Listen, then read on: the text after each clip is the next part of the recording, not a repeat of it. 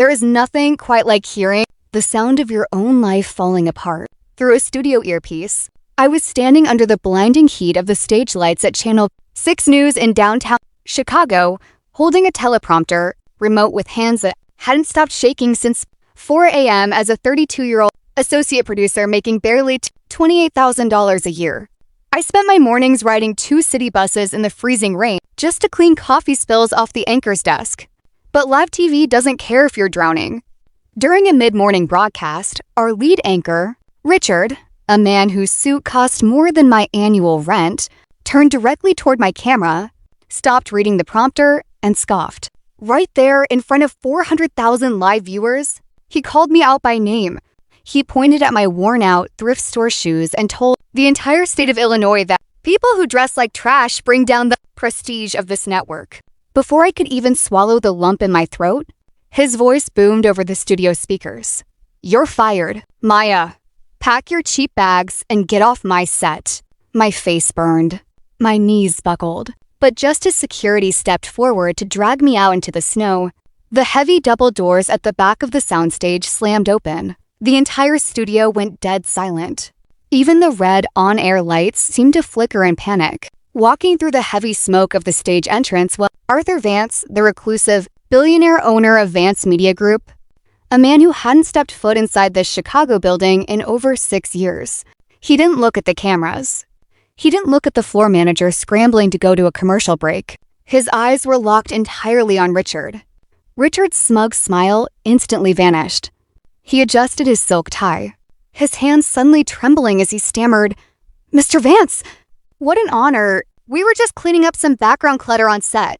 Arthur didn't utter a word until he reached the anchor desk. He slowly grabbed the studio microphone, bypassed the broadcast control room, and overridden the live feed directly. "You think her shoes are trash, Richard?" Arthur's calm, icy voice boomed across television screens nationwide.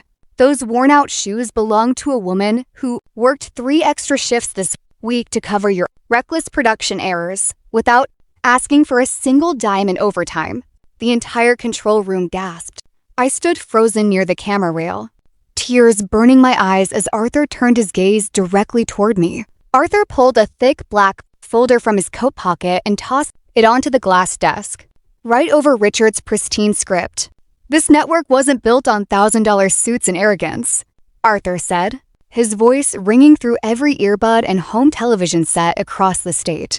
"It was built by people who show up at 4 a.m. in the freezing snow, working in silence while parasites take the credit."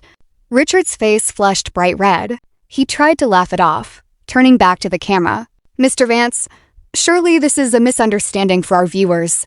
"Shut your mouth, Richard," Arthur cut him off sharply. He opened the folder, pulling out official financial records.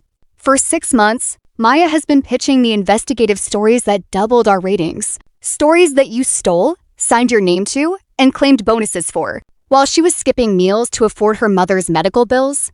You were embezzling station funds to pay for your luxury cars." A collective gasp hit the studio floor. The live audience numbers on our digital monitors were soaring past 2 million. Arthur turned away from Richard, looked straight into the camera, and then walked over to where I was standing. He took off his own wool coat and placed it over my shaking shoulders. "Maya isn't packing her bags today," Arthur announced, looking directly into camera 1. "Effective immediately, Richard is terminated for fraud and public misconduct, and Maya is taking his chair as the new lead executive producer of Channel 6 News." The sound of security guards stepping onto the set echoed through the studio. They grabbed Richard by both arms, stripping his wireless microphone off his lapel as he kicked and screamed, begging Arthur for a second chance. But the network owner didn't even turn around. As Richard was dragged past me, his expensive, polished shoes dragged uselessly across the scuffed studio floor. The same floor he thought he was too good for. Standing there in Arthur's warm coat, with tears finally falling down my cheeks, I realized something profound.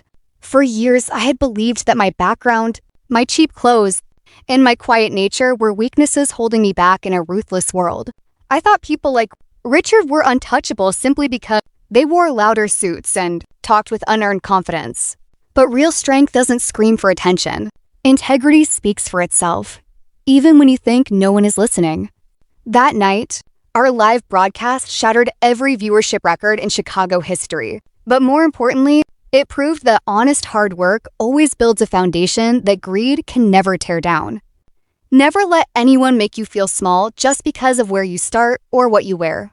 People who judge your worth by your net worth are usually covering up their own emptiness. Keep putting in the work, stay true to who you are, and remember, class isn't about the price tag on your clothes, it's about the character in your heart.